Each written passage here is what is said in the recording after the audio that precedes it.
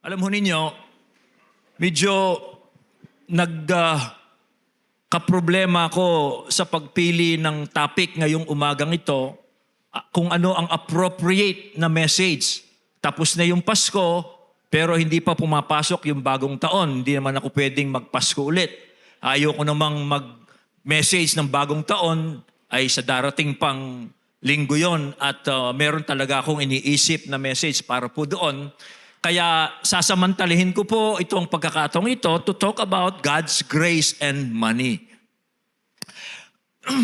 Kalooban po ng Diyos at ginagawa niya ito sa kanyang mga anak na ang katangian niya ay dapat mag-reflect sa mga anak niya. Yung pong communicable attributes o yung mga katangian ng Diyos na pwede niyang ibahagi sa atin, kalooban niya at ito ang kanyang ginagawa sa mga anak niya na mag-reflect yon sa ating pamumuhay as His children. Halimbawa, ang pag-ibig. Sabi sa Bible, we must love God as God in Christ loved us. Sa Ephesians 5:2, follow God's example. Therefore, as dearly loved children, and walk in the way of love, just as Christ loved us and gave Himself up for us as a fragrant offering and sacrifice to God. If God loved us in Christ, so we should love. We should reflect that love. Kalooban po ng Diyos yun, at yun ang ginagawa niya sa atin. Isa pa, mercy. Sabi ng Bible, be merciful as your Father in heaven is merciful. Again, forgiving, pagpapatawad, forgive as the Lord forgave you. So kalooban po ng Diyos at ginagawa niya sa kanyang mga anak na i-reflect nila ang kanyang mga communicable attributes. Yung pong pag sinabing communicable attributes, yung katangian ng Diyos na pwede niyang i-share sa atin. Kasi merong mga incommunicable attributes. Yung eternity niya, yung kanyang omniscience, yung kanyang omnipresence, hindi niya pwedeng i-communicate sa atin yun. Pero yung mga communicable attributes niya, gusto niyang kung papaano niya pinaranas sa atin, ipararanas din natin ito sa ating pamumuhay sa ibang tao. Now, lahat pong ito ay mga works of God's grace. Lahat pong ito na binanggit ko at marami pang iba, ito po ay gawa ng biyaya ng Diyos sa atin na mga sumasampalataya kay Kristo. Now, isa pa pong work of grace na gusto ng Diyos na matransform tayo ay yung tayo ay maging gracious people. Tayo ay maging generous people. Isa po yan sa naranasan natin sa Diyos.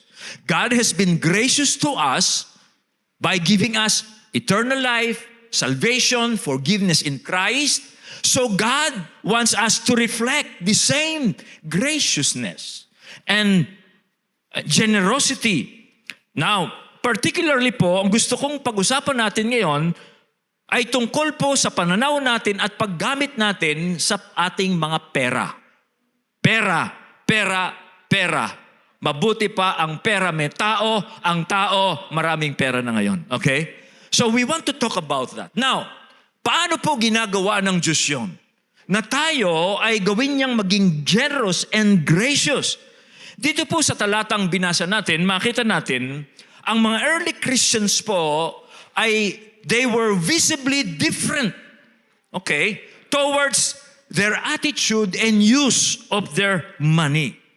Iba ang kanilang pananaw, iba yung kanilang attitude sa kanilang mga kaperahan at makikita at napansin yan ng mga taong nakapaligid sa kanila. Sa verse 32, ito ang sabi, now the full number of those who believed were of one heart and soul.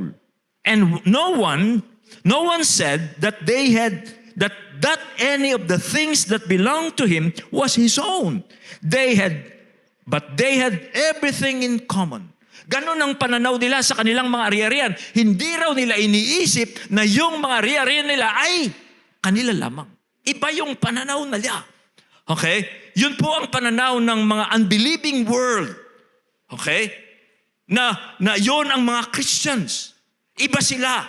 Okay? Iba sila doon sa mga taong nasa paligid nila. Para yung mga early Christians dito ay kakaiba sila, meron silang economic subculture. Okay? Na nakapaloob sa broader economic culture ng panahon nila. Ano yung pananaw nila? Well, ang pananaw po nila sa kanilang mga pera ito, there was a drastic, unreasonable, unaccounted for, hindi maipaliwanag, na generosity sa mata ng mga taong nasa labas. Kakaiba yung mga Kristiyanong ito. Sabi nila, yung pananaw nila sa kanilang ari-arian, hindi natin sila kaparehas. Sila iba. Hindi natin maipaliwanag bakit ganyan ang pananaw nila sa kanilang mga kayamanan. At dahil po dito, itong pananaw po nilang ito ay naging dynamic. It became a dynamic for the gospel. Nakatulong po ito sa pangangaral ng mga alagad. Okay? Hindi natin binasa yung verse 31 kanina, pero makita natin ang mga alagad doon sa verse 31, the mga believers, ay napuspos po sila ng banal na espiritu. At dahil po napuspos sila ng banal na espiritu, ito po ay nagresulta sa isang drastic, unreasonable generosity. At dahil po doon sa verse 33, nabasa natin kanina, yung lifestyle po nilang ganon ay nakadagdag po sa testimony ng mga alagad tungkol sa resurrection ni Jesus.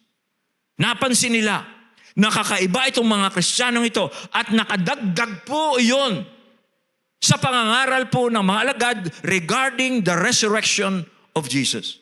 Napansin nila yung resurrection ni Christ ay nagbigay ng bagong pag-asa sa mga Kristiyano, kaya nagkaroon sila ng bagong pananaw tungkol po sa mga earthly possessions nila na nagresulta sa drastic generosity. Okay, hindi nga po nila iniisip na ang kanilang pag-aari ay kanila lamang, kundi ito ay laan para sa lahat ng nangangailangan.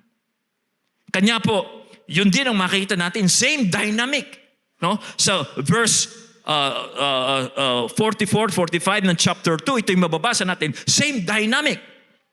And all who believed were together and had all things in common. And they were selling their possessions and belongings and distributing the proceeds to all as any had need. Tapos sabi po sa verse 47, praising God and having favor with all the people, and the Lord added. Pansinin nyo, dahil po sa dynamic of generosity, drastic, unreasonable generosity, ano nangyari? Verse 45. Okay? Ay verse 47. And the Lord added to their number day by day those who were being saved. Nakadagdag iyon sa mga tao. Nagtataka sila, bakit iba ang mga Kristiyanong ito? I want to know why, what empowers them to do this drastic generosity. Okay? Na-amaze po yung mga tao doon, hindi lang maipaliwanag. Kanya po, they wanted to know. So when the apostles preach, they were listening. Nakikinig po sila. Na gusto ko pong isabihin din po sa inyo, ito pong ganitong attitude and use of worldly wealth or particularly money, hindi lamang po nakakonfine ito sa early church. Kundi kung saan man po nakikita ang grasya ng Diyos na gumagawa, ay makikita rin ang same generosity. Every time the grace of God is manifested among a people, among a group, anywhere else in this world, this same drastic, unreasonable, unaccounted for generosity is being observed. Halimbawa, kung titingnan po natin ng church history, noon daw pong 252 AD, hindi pa po ko ipinapanganak noon, nagkaroon ng plague doon sa Carthage. At nagkaroon po ng parang pandemic. For so many years, nagkaroon ng pandemic po doon sa Carthage. At si Bishop Cyprian, kinader po niya yung kanyang congregation at sinabi niya, kung makakatulad natin si Kristo, na si Kristo, bagamat mayaman, naging dukha para sa atin upang tayong mga mahirap ay maging mayaman, kailangan paglingkuran natin ang mga kababayan natin. Kasi po, during that pandemic, Marami pong mga tao ang umaalis doon sa Carthage kasi nakakahawa yung sakit. Okay? Kaya po yung mga healthy na ayaw mahawa ay umaalis doon sa kanilang lugar. Ngayon, kaya itong Bishop Cyprian ay tinipo niya yung congregation niya. Sabi niya, hindi tayo aalis. Mananatili tayo dito sa Carthage and we will minister to people. Okay? Dito tayo, maglingkod tayo. At alam niyo ba, karamihan po doon sa mga tao doon sa Carthage, they were persecuting these Christians. Pero sila hindi umalis at naglingkod sila ng mga merong mga sakit. It was why there was grace there. Nakikita yung biyaya ng Diyos sa kanila.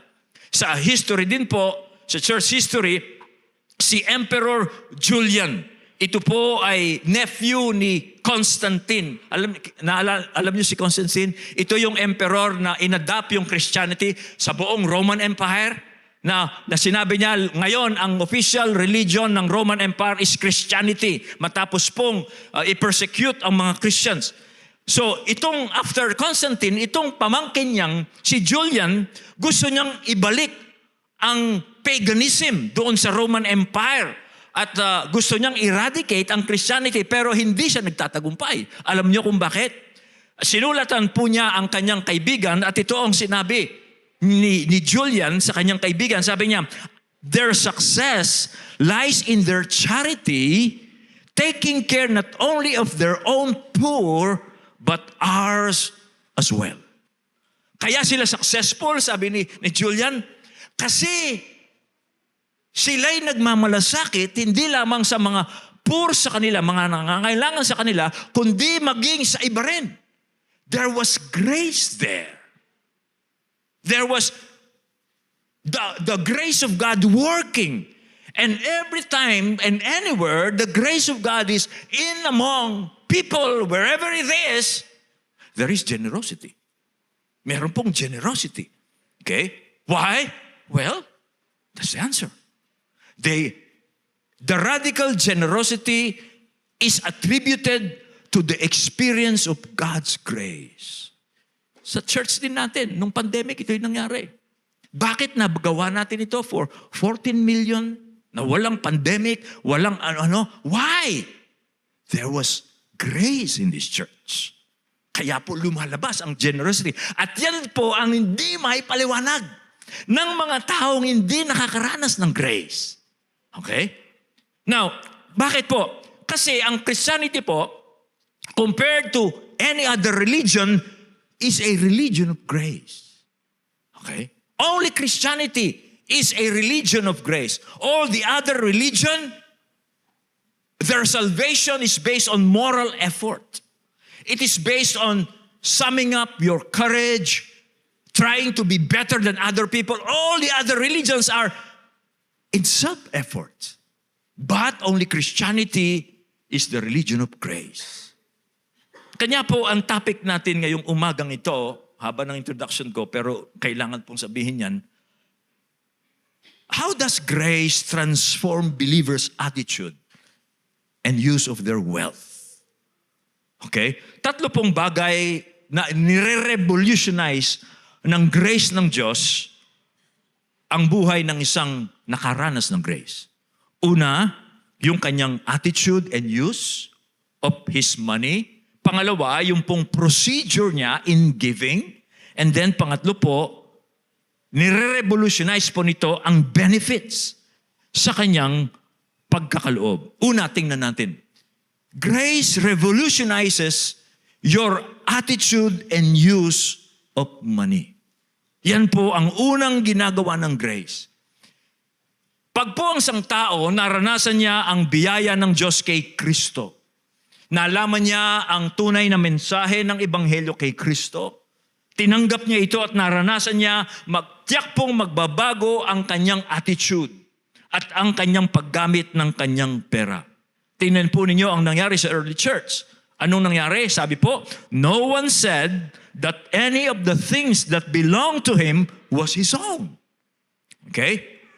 Pag po ang isang tao, hindi niya alam ang grace ng Diyos kay Kristo, alam niyo ang tanaw niya sa pera, it's my money. pera ko ito. At very obvious, pag kinausap po ninyo yung taong hindi na-convert ng grace at hinihingin mo siya ng donation, masyado siyang touchy, sensitive. Masyado siyang nata-turn off. Pera ko ito. Huwag mong pakikialaman to. Ganun ang pananaw ng isang taong hindi nakaranas ng grace ng Diyos. That's a positive proof na ang isang tao have not experienced grace. Ang tingin niya sa kanyang pera, kanya. At pag pinag-usapan mo ang kanyang pera, hihingi ka ng konting abuloy, masyadong sensitive. Masyado siyang nata-turn off. Masyado siyang na-offend. Okay? Now, pero pag ang isang tao, naintindihan niya ang laman ng Ebanghelyo. Tinanggap niya ang grasya ng Diyos kay Kristo. Nalaman niyang pinatawad siya ng Diyos. Nalaman niyang meron siyang buhay na walang hanggan. Nalaman niyang tinatanggap siya ng Diyos hindi dahil sa kanyang mga gawa, kundi dahil sa biyaya ni Kristo para sa kanya. Mawawala yun. Pag hiningan mo ng donation, siguro, pag wala siyang maibigay o hindi sapat yung kanyang pera, malulungkot siya na hindi siya makapagbibigay. Pero hindi siya touchy. Hindi siya ma-offend. Bakit po? Well, sabi ko sa inyo, an experience of God's grace. Isa pong classic example na makikita natin sa New Testament, yung lagi nating na halimbawa sa encounter, sino? Si Zacchaeus. Si Zacchaeus. Isang classic example niyan sa Bible. Now, si Zacchaeus po, nung maranasan niya yung biyaya ng Diyos kay Kristo, yung attitude po niya sa kanyang kayamanan, nagbago radically. Si Zacchaeus, isang notorious, kilalang makasalanan dahil siya ay maniningil ng buwis, napakayaman siya, naloloko siya ng mga tao dahil ganid siya sa kayamanan. Hindi niya akalain na tatanggapin siya ni Jesus.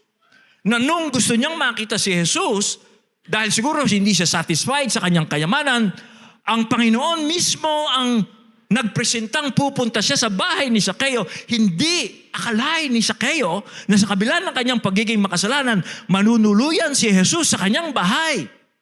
Dahil po doon, he was changed radically. Why? Kasi naranasan niya na sa kanyang pagiging makasalanan, tinanggap siya ni Kristo, maninirahan siya kay Kristo, makikikain siya kay Kristo. Pero yung mga tao naman, nagbulong-bulungan kasi bakit daw si Kristo nakikipanuluyan sa isang notorious sinner pero ang Panginoon hindi niya pinapansin yung mga taong yon? Ano nangyari kay Zacchaeus? Well, sabi po ng Bible, but Zacchaeus stood up and said to the Lord, "Look, Lord, here and now I give half of my possessions to the poor, and if I have cheated anybody of anything, I will pay back 4 times the amount." Okay? Nagbago. Panginoon, ngayon din, sabi niya, hahatiin ko yung kayamanan ko, ipamibigay ko sa mahirap. Kung meron akong nalokong tao, 4 na beses kong isasauli. Nagbago. Okay? Ngayon, ano sabi ng Panginoon? Jesus said to him, "Today, salvation has come to this house because this man too is a son of Abraham. For the Son of Man came to seek and to save the lost." Mga kapatid, proof positive of salvation in a person's life is how he regards his money. Like Zacchaeus. Okay? Sabi niya, bibigay ko. Drastically. Yan ang proof positive. Yan po ang walang pagdududang naranasan ng isang tao ang grasya ng Diyos. Mag-iiba ang kanyang pananaw at paggamit ng kanyang salapi. Okay? Alam ho ba ninyo sa mga kumpanya, lagi nilang pinag-uusapan yung bottom line. Alam niyo yan? Mga kumpanya, bottom line. Sa isang kumpanya, pag nagmi-meeting po yan, lagi nilang what is the bottom line? What is the bottom line? What is the bottom line? Okay? Ano man po ang mangyari sa isang kumpanya,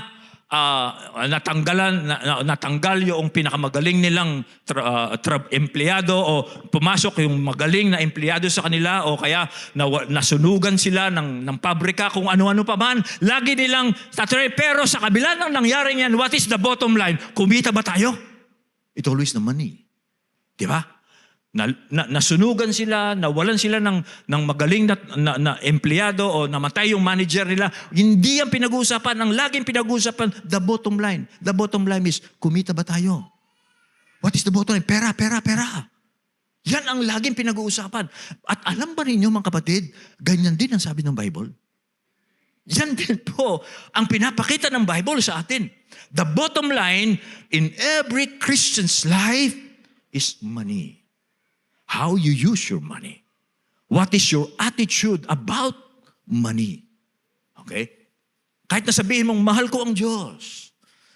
Tinanggap ko si Kristo. Okay? Naranasan ko ang biyaya ng Diyos. Pero ang talagang bottom line, ang magsasabi niyan, what is your attitude about money? How do you use your money? That is always the bottom line. Okay? Why?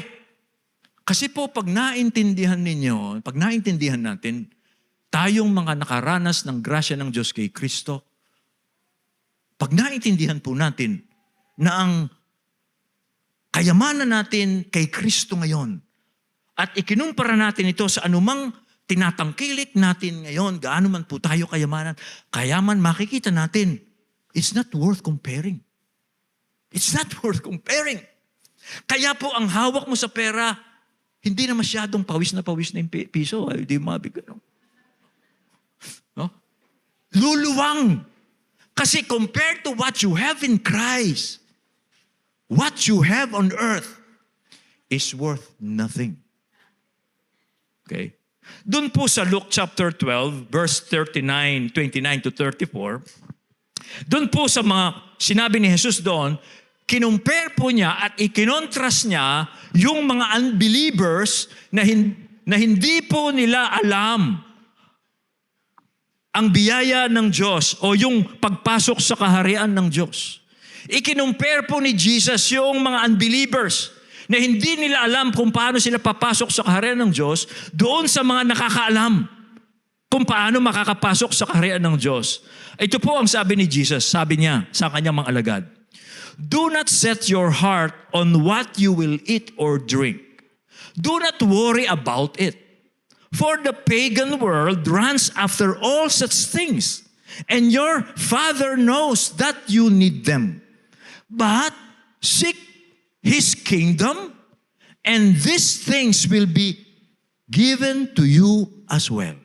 And then, sabi ni Jesus, do not be afraid, little flock, for your Father has been pleased to give you the kingdom. Sell your possessions and give to the poor.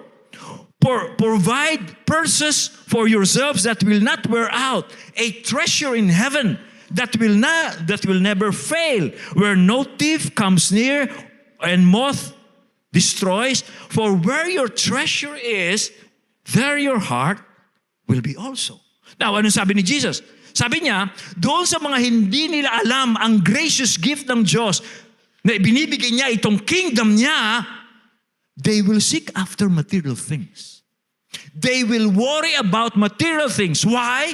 Because that's where their security lies. They will worry about material things. They will seek about material possessions. Okay? Kasi hindi nila alam kung paano nila mamanahin ang kaharian ng Diyos. Kaya, sabi ni Jesus, huwag kayong tutulad sa kanila. Kayo, seek the kingdom. Hanapin ninyo ang kaharian ng Diyos. At tapos sinabi niya, huwag kayong matakot. Sabi niya, your Father is pleased to give you the kingdom. Because God is giving you the kingdom, you don't have to earn it. You don't have to work for the kingdom. God is graciously giving you the kingdom. So, because you believe in me, you are now in the kingdom. You can risk all your wealth. Give to the poor. Give to charity. You can risk all your money. You can give all your money because you possess the kingdom. Nakita niyo yun, sabi ni Jesus? Okay? Dito po, pag naranasan ng isang tao na siya nasa kaharian ng Diyos, yung pong kayamanan niya, pwede niyang i-risk, pwede niyang maging generous. Kasi alam niya, meron siyang kayamanan sa langit na hindi masisira, hindi mananakaw. At yun, kaya namanan niya, hindi dahil naging mabuti siya, kundi because of the graciousness of God. God is willing, God is pleased, sabi ni Jesus, is giving you the kingdom. Kanya po dito makita natin, pag naranasan mo, alam mo, at tinitingnan mo, ang grasya mo kay Kristo, malalaman mo kung tunay. Nakalimutan ko nito sasabihin ko. Luluwang ang paghawak mo sa iyong pera. Pero pag ang isang tao, hindi niya na alam yan. Hindi niya alam na kaya ipapasok siya sa kaharian ng Diyos dahil ibinibigay lamang ng Diyos sa kanya na libre yung kingdom. Masikip. Masikip. Okay? Masikip. Ang kanyang paghawak. Kasi ang tingin niya, that's his security. Yun ang kayamanan niya. Now, bakit po ganun? Now, pansinin niyo sa verse 32, sabi ni Jesus, God's kingdom is graciously given by the Father. Walang bayad niyang binibigay ang kaharian ng Diyos. Hindi mo kailangan pagtrabahuin para makapasok ka sa kaharian ng Diyos. You cannot earn it. Bakit ganun ang pagsasalita ng Panginoon? Well, because He is the Son of God. Kaya nagsalita siya na merong katiyakan na ang sino mang sasampalataya sa Kanya, he will inherit the kingdom. Kaya po niya nasabi yun na graciously the Father will give the kingdom because He's the Messiah. He's the Son of God. And He is representing God, His Father, who owns the kingdom. Kaya if you believe in me, sabi ni Jesus, you can rest because you will have everything. Yun po ay para lamang sa mga nakaranas sa biyaya ng Diyos. Pero doon sa isip nila, kaya sila papasok sa kingdom of God, magtatrabaho sila. Okay? Magpapakabait sila.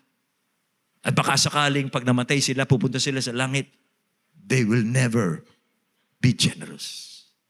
Because they think it's their effort. Pero sa ating nakakaunawa, na kaya dumating si Jesus dito ay para ibigay sa atin yung kingdom. When we believe in Him as the Son of God, as the Messiah, it's all grace. Tayo po, we can be generous. We can be generous.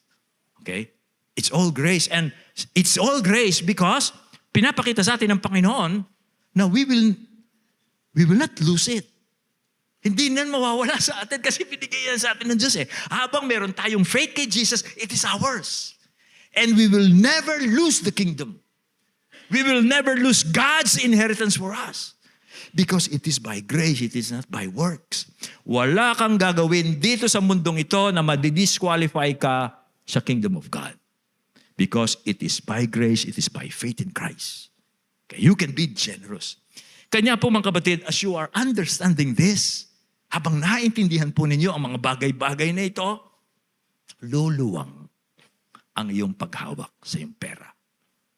Kaya ito rin ang sabi ni Apostol Pablo. No? Doon po sa sinulat niya sa mga Korinto because he's collecting money to help the poor in Jerusalem that time. At itong mga taga-Korintong ito ay sinulatan ni Pablo. Pansinin niyo ang sabi niya sa 2 Corinthians 9:8-9. Sabi po niya sa mga taga-Korinto, I am not commanding you, but I want to test the sincerity of your love by comparing it with the earnestness of others. For you know the grace of our Lord Jesus Christ, that though He was rich, yet for your sake He became poor, so that through His poverty, you might become rich. Ano sabi ni Pablo? Walang pilitan dito. Walang guilt-tripping dito. Hindi ko kayo kinukonsensya para lumabas ang pera niyo. Walang ganun dito. Sa koleksyong ito, sabi ni Pablo, alalahanin lang ninyo ang grace ni Jesus. Ang magbubunsod sa kanila, yung pagkaunawa nila sa grasya ni Jesus. Na si Jesus, sabi niya, bagamat mayaman siya, He owns heaven, galing siya sa langit. Walang mahirap sa langit. At lahat ng kayamanan sa langit ay Kanya. Pero bumaba siya dito sa lupa. Okay? Dito sa lupa, lahat pobre compared sa langit. Para nang sa ganon, sa Kanyang kahirapan, ay maging mayaman tayong lahat. Kung iniisip mo yan, i-compare mo ang kayamanan ng langit sa kung anumang meron ka ngayon, it's nothing. You can easily distribute to those in need. You will become generous. Yan po ang ang sinasabi natin dito. Okay? Kaya po, sa isang tao naman na ang salvation niya ay earthly. Alam niya, albawa, ang isang tao, ang tingin niya, ang magpapasaya sa kanya ay yung kayamanan, bahay, lupa, kotse, pleasure, bakasyon, burakay, whatever. Okay? Na yun ang salvation niya. Alam ho ninyo, hindi yan mag-i-invest for eternity. I-invest niya yung pera niya para doon sa tingin niya, yun ang salvation niya. Pero yung taong naalaman niya ang grace niya ng Diyos, na ang salvation niya is Jesus. And in Jesus, He's complete. He'll become generous. Ang galing ng Panginoon. Now, let's go to the second point. What else will grace transform in a believer? Ito po yun. Grace will change your procedure in handling money. A person who has experienced grace, magbabago po yung paraan ng kanyang paghawak ng pera, lalong-lalo na in giving. Sa kanyang pagdodonate, sa kanyang pagiging generous. Now, bago po maranasan ng isang tao ang grasya, okay, ang pagbibigay po ng isang tao hindi nakaranas ng grasya ng Diyos, babalitan ko yun, no? Ang hindi nakaranas ng grasya ng Diyos, ang taong hindi pa nakaranas ng grasya ng Diyos, ang kanyang pagbibigay ay passive and spontaneous. Passive and spontaneous. Parang ganito. Minsan po nagda-drive ka, di ba? Kayo po nagda-drive, traffic light, nakastop. Tapos may kakatok sa windshield mo o doon sa kotse mo. Merong babae, nahawak yung bata, tapos singutin yung bata, as yung babae, parang 3 araw na hindi kumakain o isang linggo na hindi kumain. Tapos yung paawa effect ba? Ganon. Tapos ikaw naman, nakukonsensya ka. Nakukonsensya ka. Kaya dahil nakonsensya ka, kukuha ka ng yung bariyang narito sa tapat mo. Merong 5 piso, 10 piso, 20, pipili mo pa yung 5 piso. Okay. Tapos aalis siya. Kasi nakonsensya ka eh. Okay? Okay, yan po ang attitude ng isang taong hindi nakaranas ng grasya ng Diyos. Passive, no? Kailangan pang puntahan ng tao, kailangan pang konsensyahin ng tao para magbigay. At spontaneous, hindi intentional. Okay? Ganyan po. Pero pag nakaranas ng grasya ang isang tao, naranasan niya ang biyaya ng Diyos kay Kristo, nalaman niya ang kanyang kaligtasan, ganito. Now, ang giving niya nagiging active and intentional. Napansin niyo yun? Nangyari na ba sa inyo yun? Ngayon, dahil naranasan mo na ang grasya ng Diyos at patuloy mong nararanasan to sa iyong pang-araw-araw buhay, nagiging active ka na sa iyong giving. Nagiging intentional ka na sa iyong giving. Yan po ang proof positive na ang grace po ay talagang gumagawa na sa buhay ng isang tao. Ang giving mo hindi na passive and spontaneous. Nagiging active ka na and nagiging intentional ka na. Ibig sabihin, nagpaplano ka. Okay? Okay? At naghahanap ka ng mga pagkakataon na magbigay. Naalala nyo si Ebenezer Scrooge? Sino nakapanood dito doon sa Christmas Carol? Si Ebenezer Scrooge. Sino nakapanood? Kundi, hindi ko nagkukwento ito kasi hindi tayo magkoconnect. Okay, anyway, kukwento ko na, nabanggit ko. Si Ebenezer Scrooge, isa pong karakter ito doon sa Christmas Carol na ayaw niya ng Pasko. Kasi, kuripot siya. Very stingy, mayaman siya, pero ayaw niya ng Pasko kasi ang Pasko ay bigayan. Kaya pinaka-hate niya sa lahat ng mga celebration sa buong mundo, yung Pasko. At nakikita niya yung mga tao masasaya kasi nagbibigay sila. Siya naman, hanggang isang araw nagbago siya. Alam mo paano siya nagbago? Okay, bispiras ng Pasko, ano yun? 24. Natulog siya, masama ang loob. Okay, masama ang loob kasi yung worker niya humihingi ng Christmas gift. Ay ayaw niya. Kaya natulog siya. Ngayon, nung natulog siya, na naginip siya, nakita niya yung mga taong pinagmamalupitan niya. na empleyado niya o yung mga taong hindi niya binibigyan ng pera, kung paano sila naging miserable. Hanggang sa nakita niya yung sarili niya, namatay na siya. Tapos yung mga tao, masaya. Dahil namatay na siya. Okay? Okay. Pero siya takot na takot kasi patay na siya. Kaya, sabi niya, naiwanan niya ang lahat ng pera. Yung mga tao galit na galit sa kanya. Ayaw siyang nabubuhay kasi kuripot siya, ganito, ganito. Hanggang sa nakita nga niya, ang kanyang puntod ay patay na siya. Hanggang sa panaginip siya, nahulog siya doon sa kanyang hukay-hukay, nahulog. Tapos nung patuloy siya nahulog, nagsisisi na siya. Kung bibigyan lamang ako ng second chance, magbabago na ako. And then nagising siya. Pasko na. Nung Pasko, nagbago siya. Nung makita niya na namatay lamang siya at naiwanan niya yung pera, nung Kapaskuhang yon, nagkaroon siya ng second chance. Panaginip lang pala. Simula ho noon, si Scrooge, naghanap siya ng mga pagkakataong ipamigay yung pera niya.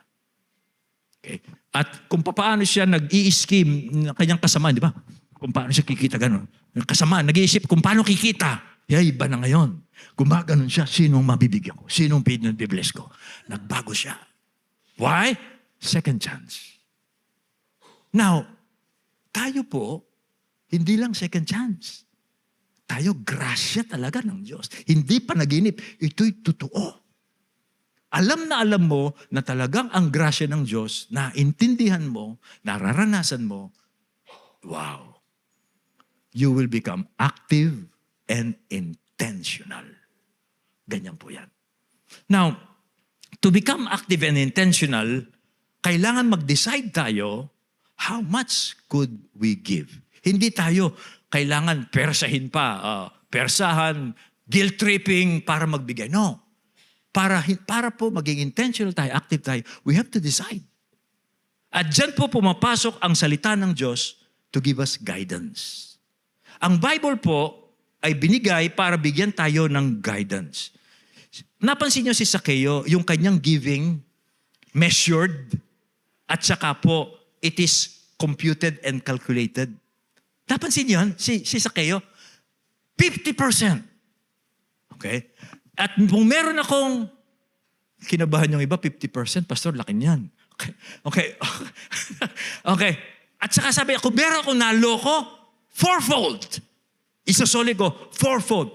Well, kung titingnan po ninyo, that is according to God's law. Hindi yung 50%, Yung fourfold na ibabalik, that is according to God's law. Kaya ang Word of God po may guideline para sa mga tao na na-experience nila ang grace ng God. Halimbawa, sabi po sa Exodus 20:22 verse 1, whoever steals an ox or a sheep and slaughters it or sells it must pay back 5 head of cattle for the ox and 4 sheep for the sheep. So nasa batas po yun, yung ginawa ni Zaccheo. Now, okay? Now, sa Bible din po, merong percentage in giving back to God. And what is the percentage? The tithe. Diyan pumapasok yung tithe. What is tithe? Tithing. Giving back my 10% to God. Tithe. Yan po ang tithe.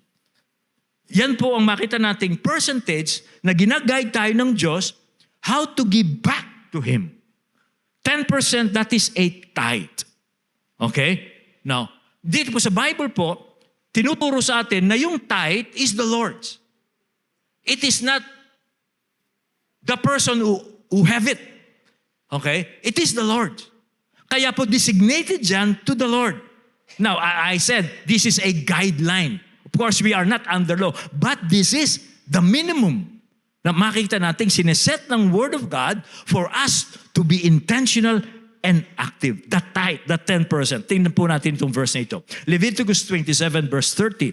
A tithe of everything that is 10% from the land, whether grain from the soil or fruit from the trees, belongs to the Lord. It is holy to the Lord.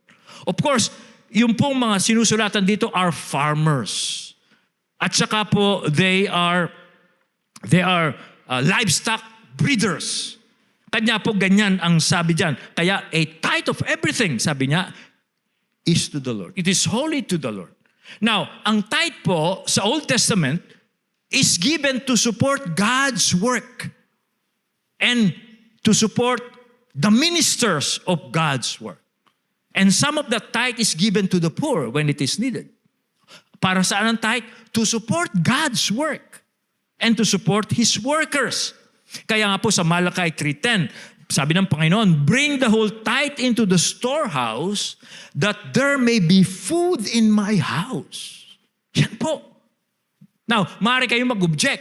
Sabi ng mga Christian, hindi ba we are not under law, but under grace? That is right. Okay? Okay? Totoo po yan. Kaya nga po, we should be more generous. Because we are not under law, but under grace. Pwede mong higitan ng 10%. Because you're more generous. Si Zacchaeus nga, 50% eh. And fourfold. 4 na ulit. Matapos niyang maranasan yung grasya ng Diyos, no amount is too big for a person who has experienced God's grace. Tandaan natin yan. No amount is too big if a person understands what he has received in Christ. Okay? Kaya nga si Jesus hindi niya pinipigilan yung mga nag-offer sa kanya. Naalala mo yung poor widow? Ilang kusing lang ang bibigay niya. Hindi pinigilan ni Jesus. Naalala niyo yung woman na inanoint si Jesus ng very precious alabaster ointment na isang taong yung pabangong ibinuhos sa buhok, sa ulo ni Jesus worth 1 year wage. Hindi pinigilan ni Jesus.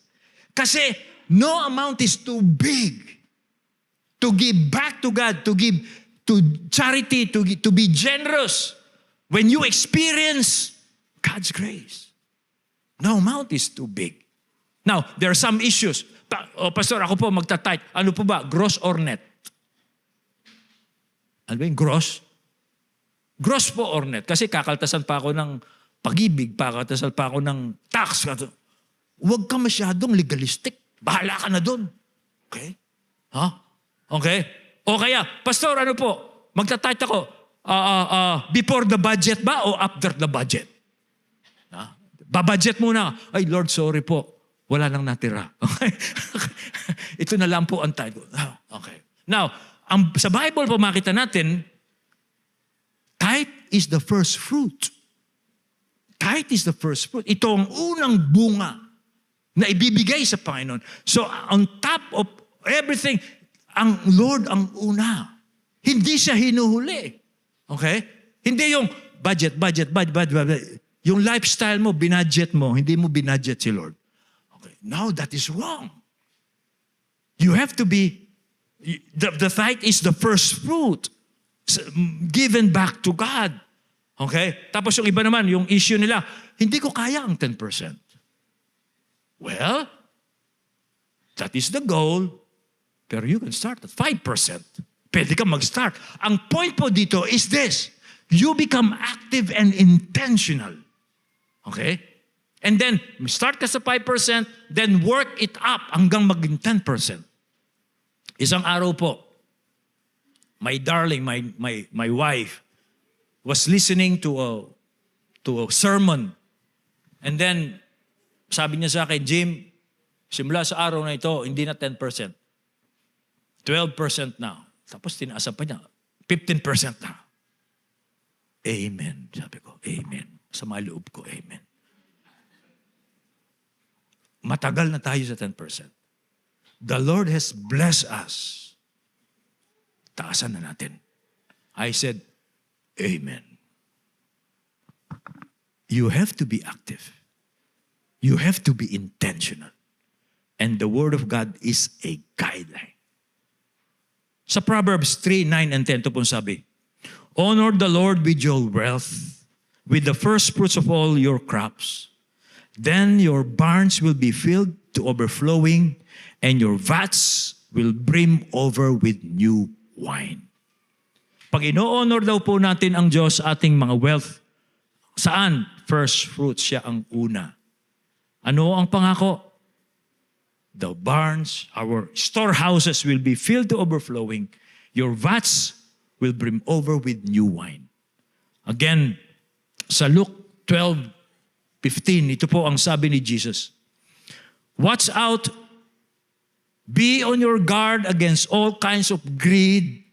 Life does not consist in an abundance of possessions. Ito po ay sinabi ni Jesus sa isang taong nagsabi sa kanyang, Panginoon, pwede bang pamagitan ka sa aming dalawang magkapatid?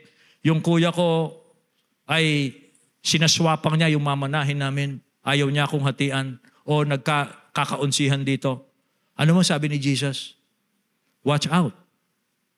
Hindi niya sinabing, sige, pupunta ako sa inyo, paghahatiin ko kayo. No, sabi ni Jesus, mag-ingat kayo, sabi niya. Mag-ingat kayo sa lahat ng uri ng kasakiman. Dahil ang buhay ng tao ay hindi yan nakabatay sa dami ng kanyang tinatangkilik. Yan ang sabi ni Jesus. At pagkatapos po nito, nag-narrate si Jesus ng isang parable tungkol po sa isang rich fool na matapos po niyang mag-imbak ng kanyang kayamanan dahil nung taong yaon ay umani siya ng napakaraming ani, ay nagplano siya kung paano siya mamumuhay na matagal, na paisi-isi dahil marami na siyang kayamanan, marami siyang naimbak. Pero that night, kinuha siya ni kamatayan. At sabi ni Jesus, sino ngayon ang mag-aari, mag-enjoy ng ibang inimbak mo? Alam mo ninyo ganito, yung parable ni Jesus, nakikita ko yan eh. Marami pong mga tao, kamamatayan lang nila ang kanilang mga iniipon. Napatunayan ko yan. Nag-iipon ng isang tao, pero hindi niya magagastos yun batay sa kanyang pinlano. Marami pong mga tao, marami silang ipon na sila ng ipon. They are not rich before God, di sila mayaman sa Diyos, pero kamamatayan lamang nila. In fact, baka po sa atin dito, meron tayong mga kasama dito, mamamatay kayo, hindi niya maubos yung pera niyo. Totoo yun. Ako, inisip ko na yan eh. Inisip ko na yan. Pag meron kang 2 milyon, 3 milyon, tapos okay kang gumastos, kamamatayan mo lang yan. Hindi mo yan magagastos.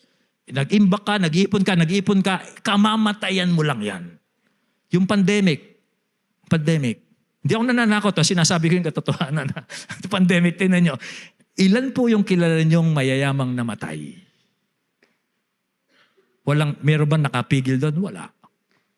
Parang ganun yung parable ni Jesus. Sabi ni Jesus, ganyan ang taong,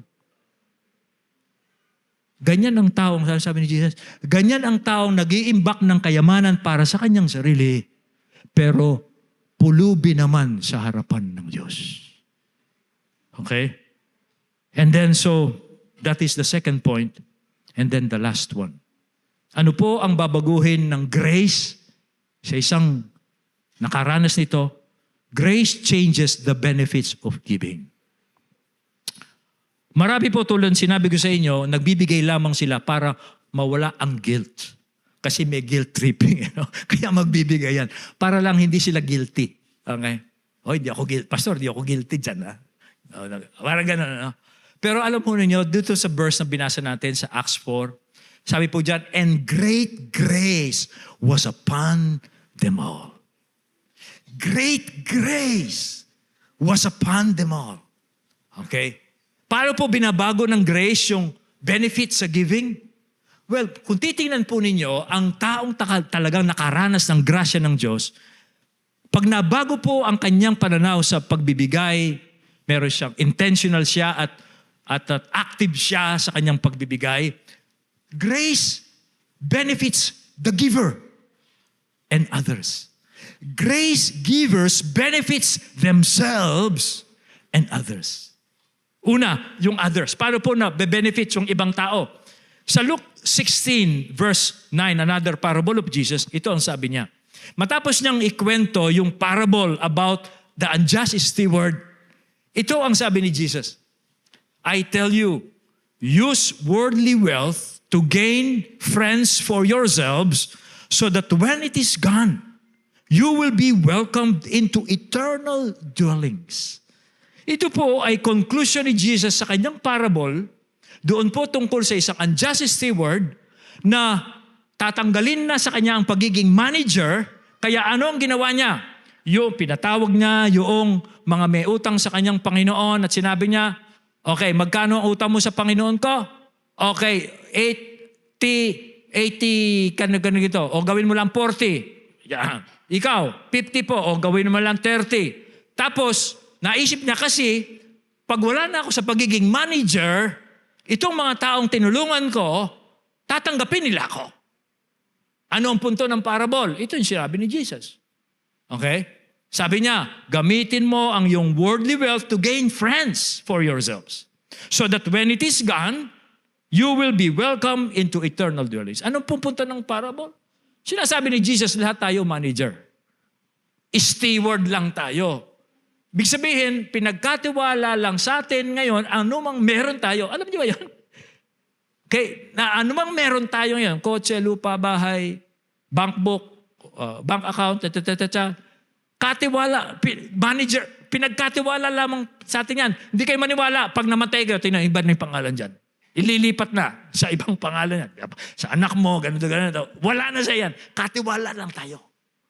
Okay? So, habang may panahon, habang tayo pa may hawak, habang tayo pa ang manager, ang sabi ni Jesus, gamitin mo yan to gain friends for eternity. So that when it is all gone, wala ka nang, mamatay ka na, they will welcome you into eternal dwellings. Ano pong eternal dwellings ang tinutukoy ni Jesus? Anong sinasabi niya, gamitin mo yan? Gamitin mo yan to make friends. Ito po ang punto ni Jesus sa parable. Gamitin mo habang may panahon ka, invest mo ang iyong kayamanan sa investment that will last for eternity.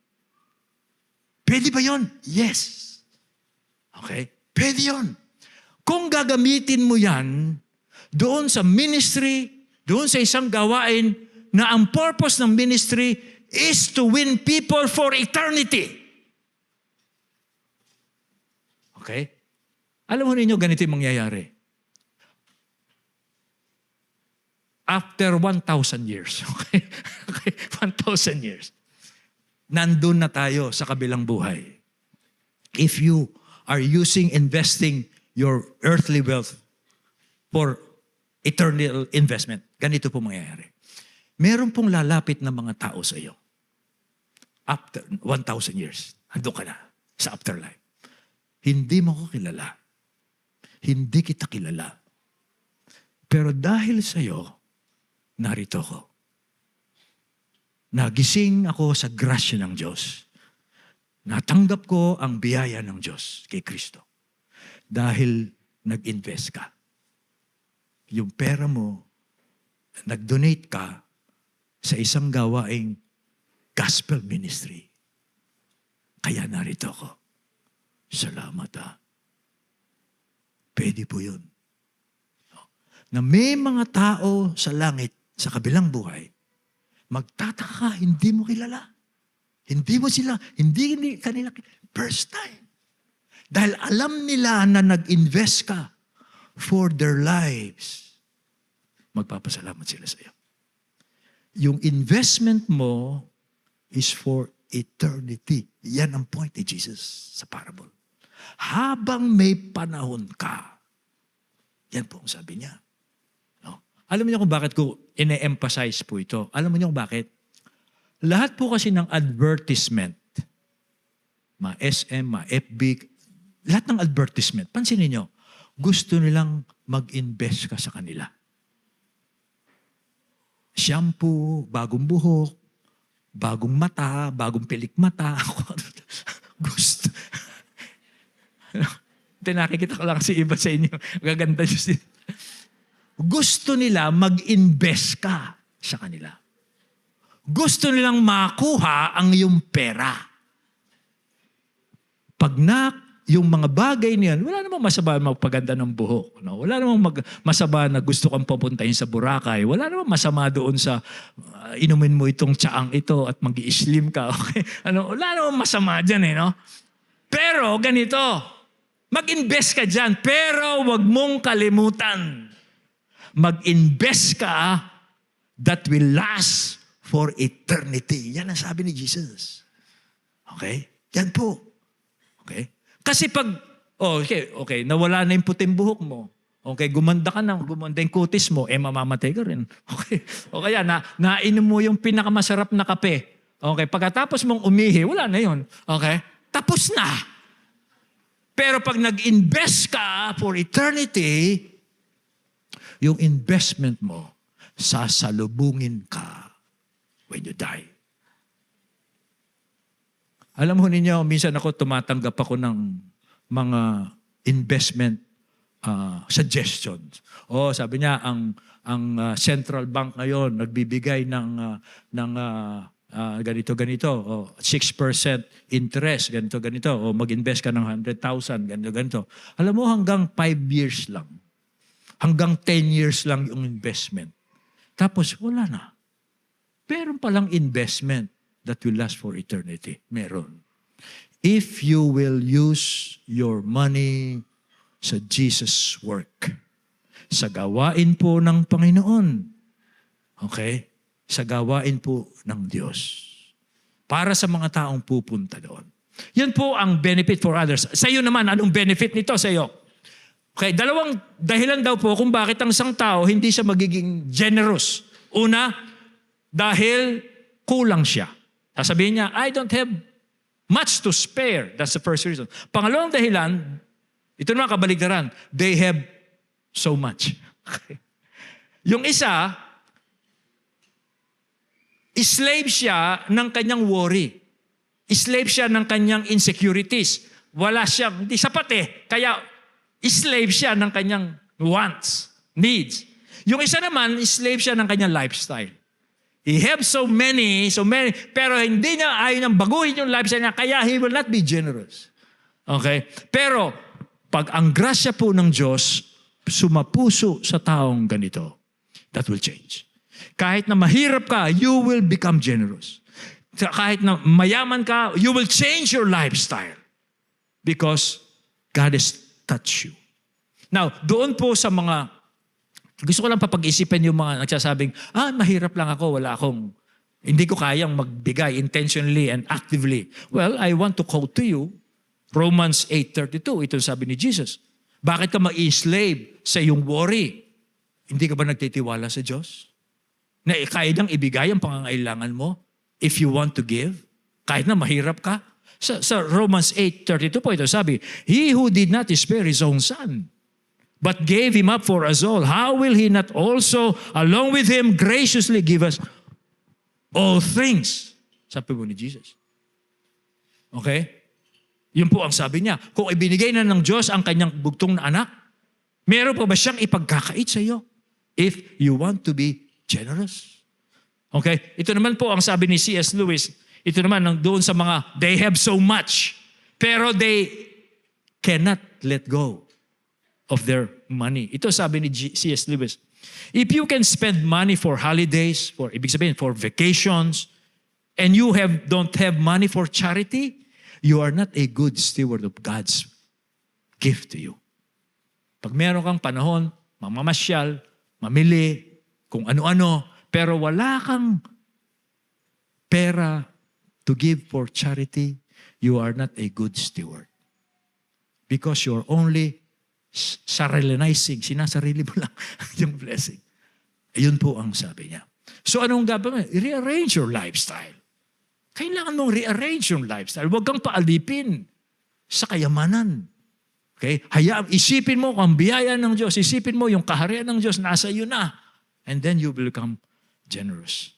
Now, ang objective po, bakit natin ito, dito sa church po natin, talagang tinuturo natin ito. Bakit tayo may first fruit giving? Bakit tayo may thanksgiving offering? Kaya po natin ginagawa ito kasi we have to combat 3 dangerous temptations that can enslave a person. Ano po yung tatlong ito? 1, materialism. Kaya dapat ma-discipline tayo in giving back. Materialism. Pangalawa, greed, which is idolatry sa Bible. Yung pong kasakiman, it is idolatry sa Bible. And then yung pong pangatlo is fear of lack. Yung bang poverty mindset. Lagi mong inisip, paano naman ako? Lagi kang kawawa. You want gusto mong lumaya doon sa ganitong attitude, yung kawawa effect, you learn to be generous. Lalaya ka doon. So yan po ang dahilan kung bakit tinuturo natin sa church. Because there are 3 dangers in a person's life that will enslave him. Materialism, greed, fear of lack. Okay? So to conclude this message, test yourselves. Ito po ang appeal ko. Test ourselves in this. Kung ang grasya po ng Diyos ay gumagawa talaga sa atin, kung naintindihan mo yung grasya ng Diyos na ibinibigay sa iyo through Jesus Christ, ito po ang test. Nakikita mo ba yung power ng money over you ay nagre-recede because of your generosity? Nakikita mo ba yan? Yung power ng pera, nababawasan sa iyo kasi generous ka. Pangalawang test, ito po ang test natin. No? Nakikita mo ba na yung grasya ng Diyos ay nabubuksan sa buhay ng bang tao because nag-i-invest ka for eternity? Meron bang na-change? Nakikita mo ba? People are changed because you are investing for eternity. Nakakatawa, nung last simbang gabi natin, marami po sa inyo nag-anyaya, pinakain, investment po yun for eternity. Pinakain nyo yung bisita ninyo, pinarinigaluhan pa ninyo, pinauwi pa ninyo ng mga ensimada. Ayun, investment po yun for eternity. Okay? Now, yung iba naman, ayoko mag-invite, ililibre ko pa. Hindi lang ko a-attend. Talaga ko ripot. Eh. Mabibless na. Ako na nga mag-i-invite eh. Ako pa maglilibre. Huwag na lang, di na lang ako a-attend. Paano masasabing yung grasya ng Diyos gumagawa sa taong yun? Okay, yung pangatlo pong test. Nakikita ba ng mga tao, you are incredibly generous? At hindi nila somehow maintindihan, saan mo kinukuha yung motivation mo? Nakikita ba ng tao? You're extremely generous. At they don't understand why you can do those things. Now, doon po yon sa mga gustong malaman kung grace ng Diyos ay gumagawa sa kanila. Pero meron din pong isa. Paano mo nang malalaman, baka meron tayong kasama dito, paano mo malalaman yung kalagayan mo kay Kristo?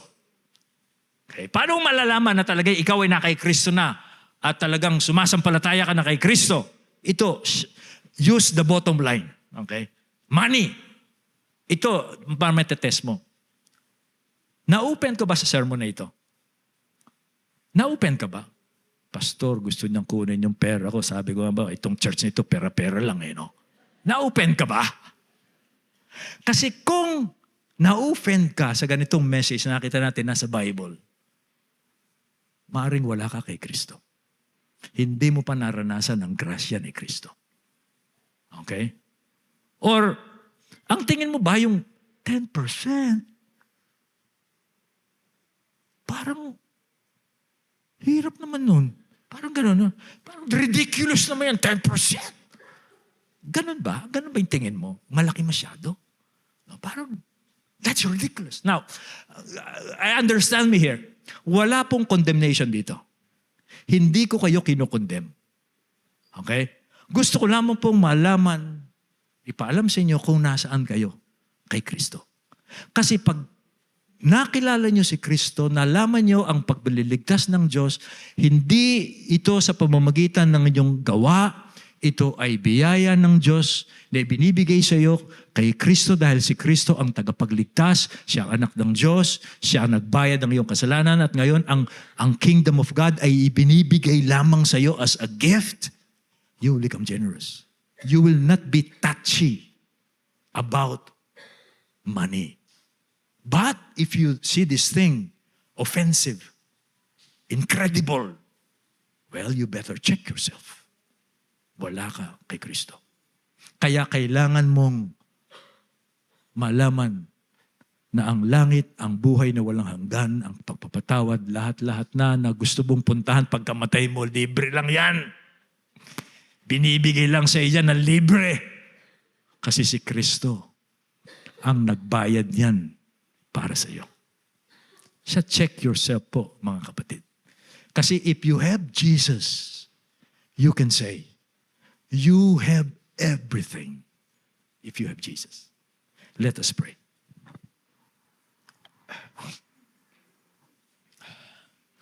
Wala pong maitutumbas. Anumang kayamanan dito sa lupa na iiwanan namin balang araw sa buhay na walang hanggan, sa kaharian ng Diyos na ibinibigay po ninyo sa aming walang bayad. Ayon sa iyong grasya, ayon sa iyong kabutihan, kay Kristo Jesus. O Diyos, patuloy nawa naming pong maintindihan kung ano ang meron kami kay Kristo. Kung ano ang tinanggap naming biyaya ng Diyos. Biyayang hindi pinababayad sa amin. Biyayang hindi namin pinagtatrabahuan. Kundi ito ay kaloob ng mabuting Diyos. Nang sa ganun po,